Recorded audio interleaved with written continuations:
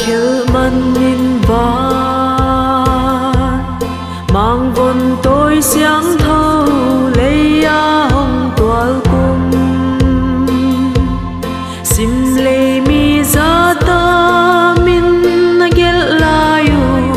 Bethlehem bongin sung hong ki sia kei ka hin na di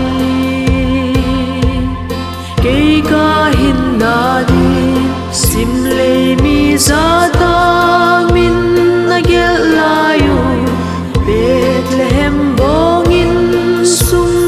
hong ki sia kei ka hin na di nam chi mi za di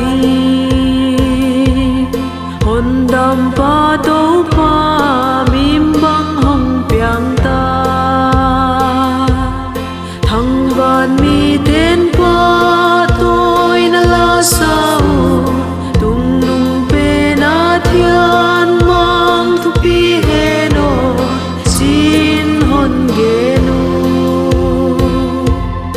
sin hon ge nu thăng van mi ten pa tôi na la sao tung nung pe na thian mang thu pi he no sin hon ge nu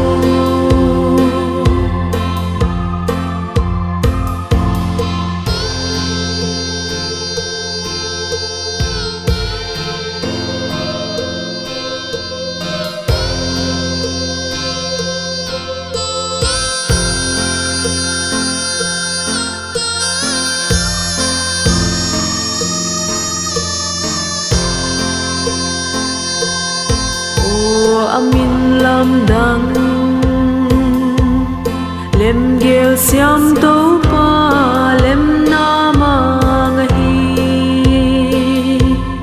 lung tuak sim thu leng hen sim lei tung a swa lam mi bil ten song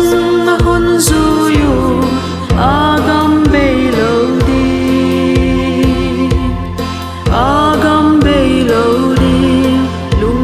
sim thu leng hen sim lei tung a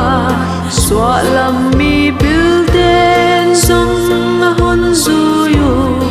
agam bei lo di nam chi mi za di